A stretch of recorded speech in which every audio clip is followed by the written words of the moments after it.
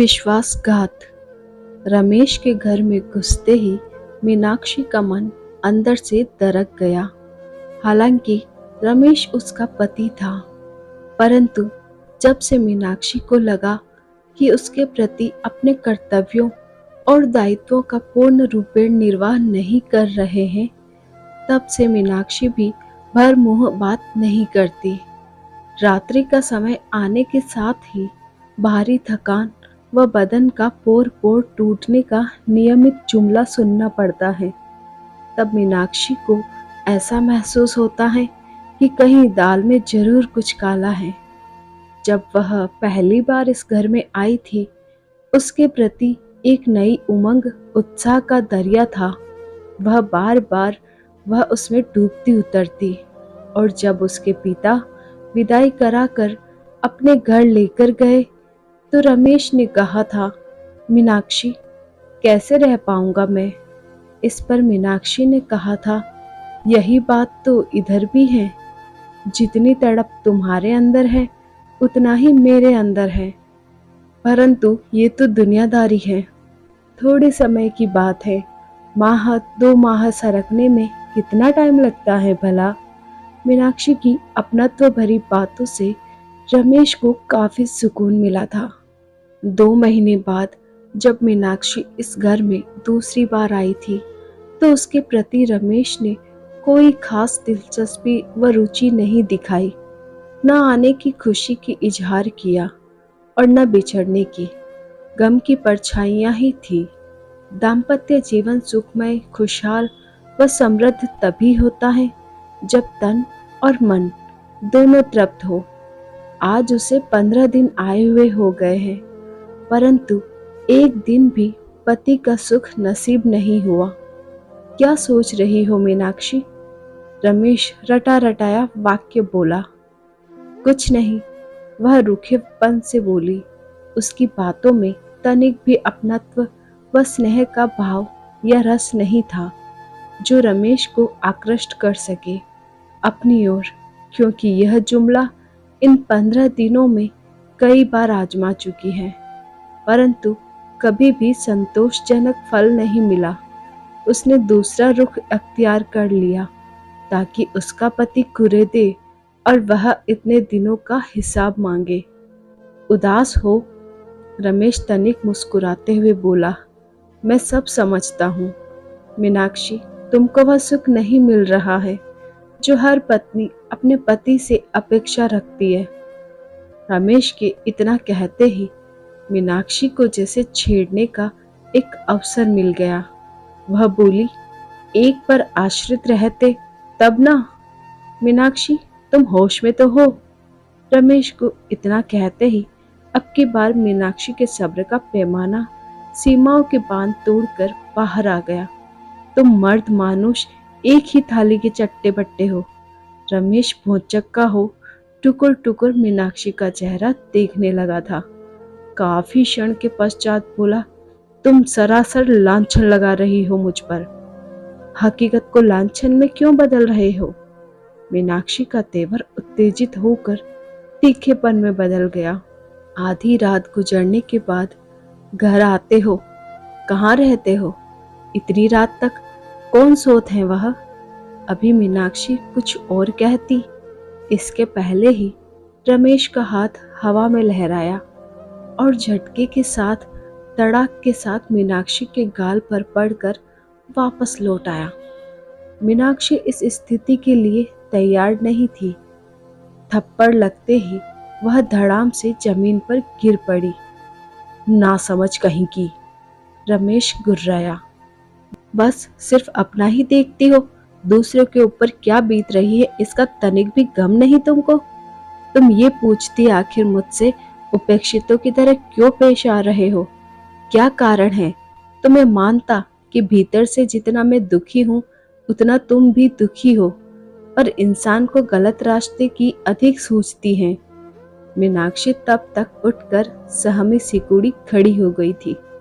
हिचकियों का दौर अपने चरम पर था। चेहरे पर पश्चाताप की परछाइयां खिंच गई थी। अभी उसने बोलने के लिए मुंह खोला ही था कि रमेश फिर शुरू हो गया। हृदय के अंतरण की गहराइयों में जो बात खलबली मचा रही थी जुबान पर आ ही गई।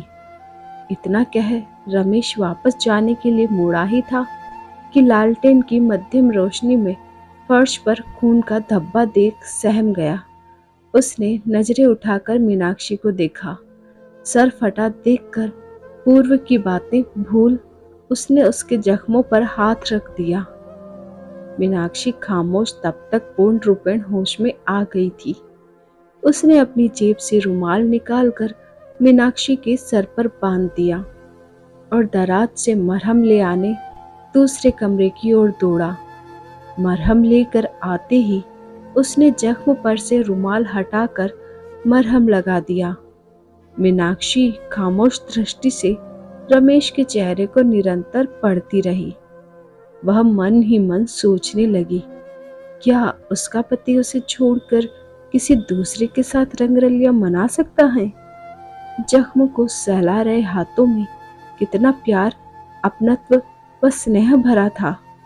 जब रमेश ने मरहम लगाकर हाथ हटाया तो मीनाक्षी ने उसके हाथों को पकड़कर चूम लिया था। आंखों में ढेर सारे पश्चाताप का जो भाव छिपा था वह शने शने अश्कों के रूप में ढलकर आंखों की राह से बहने लगा था। मुझे माफ कर दीजिए, रमेश स्वच्छंद हंसी हंसते हुए कहा। तन का मिलन तभी संभव होता है जब मन तनाव रहित हो। मैं एक ऐसी मुसीबत में फंस गया हूँ, खाने पीने तक की सुध नहीं। मीनाक्षी ने ढाढ़स बंधाया। मुसीबतों का सामना डटकर करना चाहिए। भागते फिरते रहने से यदि समाधान हो जाता तो हर कोई यही रास्ता अख्तियार करता। रमेश अपलक मीनाक्षी को देखता रहा। उसे देखकर कभी ऐसा नहीं लगा कि थोड़ी देर पहले इस कमरे का वातावरण कितना तनावग्रस्त था। रमेश बोला, भारी मुसीबत सामने आ पड़ी है। मेरे दफ्तर में मेरे हाथों से तकरीबन 50,000 रुपए का गबन हो गया है। फाइनेंस कंपनी में होना पैसे का कारोबार तो होता ही रहता है। भूलवश किसी को अधिक पैसे दे दिए हो।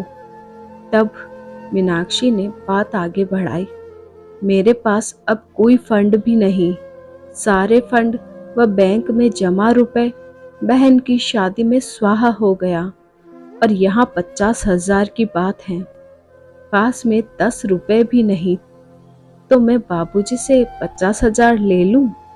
सहूलियत अनुसार बाद में लौटा देंगे। नहीं मीनाक्षी, रमेश ने चेताया। एक तो पहले से ही बाबूजी का मुझ पर कितना उधार चढ़ा हुआ है।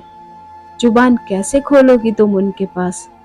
वह सब मुझ पर छोड़ दीजिए, मीनाक्षी ने कहा। हम तो बहनों के सिवा है कौन? हम दो बहनों के सिवा कौन है उनका? सारी संपत्ति तो हम दोनों बहनों की ही है। खैर, रमेश गंभीर हो गया। तुम्हारी छोटी बहन आरती के पति का क्या नाम है? हाँ, आतिश। वह तो बड़ा ही काइया स्वभाव का लगता है। मुझसे भी ढंग से बात नहीं करता। कैसे आरती झेलती है उसको? लगता है बाबूजी को नींबू की तरह निचोड़ लेगा।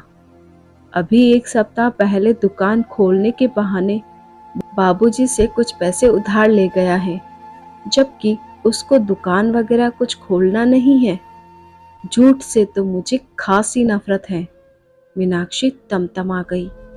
अच्छा, कल जाती हूँ बाबूजी के पास। ठीक है, जैसी तुम्हारी मर्जी, रमेश बोला। अब मन कुछ हल्का हो गया है।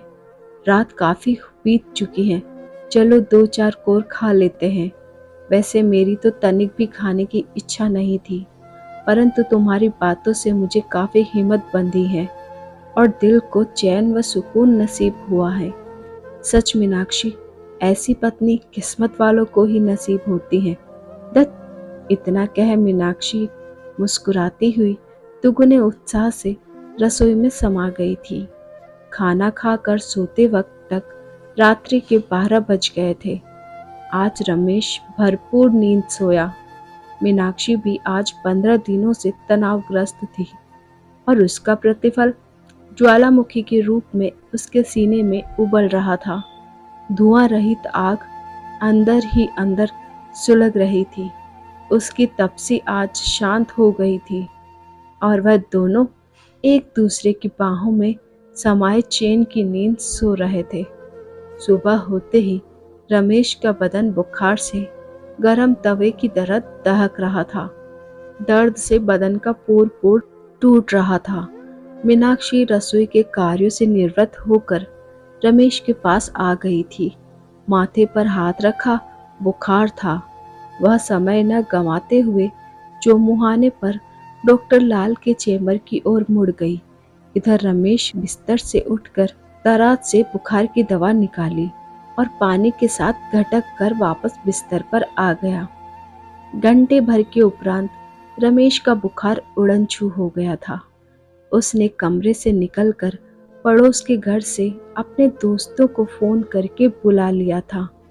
मीनाक्षी के घर आते तो दिन का सूरज सर पे सवार होकर आग का गोला बरसाने लगा था। मीनाक्षी अकेले ही घर आ रही थी, क्योंकि मीनाक्षी जब डॉक्टर लाल के पास पहुंची थी उस समय उनके पास रोगियों की लंबी कतार थी। डॉक्टर लाल ने मीनाक्षी के घर का पता लिखकर काम से निपट कर आने की इतला देकर उसको वापस भेज दिया। मीनाक्षी को जीने की सीढ़ियां चढ़ते वक्त रमेश का प्रफुल्लित स्वर उसके कानों से टकराया। वह काट की तरह वहीं खड़ी हो गई। रमेश अपने दोस्त सुरेश और कमलेश से कुछ कह रहा था। यार, कुछ पाने के लिए कुछ खोना पड़ता है। एक पखवाड़ा किस तरह काटा वह मैं ही जानता हूँ। कलाकार वही सफल होता है जब चेहरे पर अभिनय के मुताबिक भाव लाता हो। सच यार, मेरा अभिनय तो लाजवाब था। मेरी पत्नी बड़े ही नेक विश्वासी हैं। मेरी किसी भी बात पर विश्वास कर लेती हैं। इधर मीनाक्षी दबे पांव मुख्य दरवाजे तक आ गई थी। रमेश कह रहा था, यार, मेरी पत्नी तो सोने का अंडा देने वाली ऐसी मुर्गी है जो रोजाना तू नहीं पर वक्त पड़ने पर तो न्यारा व्यारा कर देती है। बेचारी डॉक्टर लाल के पास गई है, उससे मालूम नहीं कि बुखार की दवा तो घर में मौजूद है। इस पर सुरेश बोला, बेचारी को नाहक धूप में दौड़ा दिया। खैर छोड़ो, पैसा कब तक लेकर आने वाली है? आ जाएगी तो कल लेकर आ जाएगी। रमेश बोला, कितनी नासमझ है, कह दिया मुझसे कुछ पैसों का गबन हो गया। रमेश के इतना कहते ही कमरे में सम्मिलित ठहाका गूंज गया।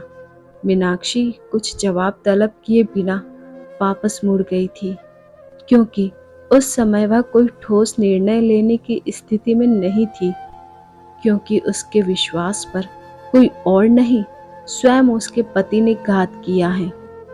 काश वह रमेश को अच्छी तरह अपनी कसौटी के मापदंड पर गहराई से परखी होती तो ये नौबत नहीं आती। वह पहले ही वापस लौट जाती। जिंदगी के डगर पर गलत जगह कदम पड़ गया था। जिस पेड़ की अपनी छांव नहीं, वह दूसरे को क्या छांव प्रदान करेगा। फिर भी लौटते वक्त उसने इतना जरूर तो निर्णय ले लिया था कि जो घात उसके साथ हुआ है अब वह अपने पिता के साथ नहीं कर सकती।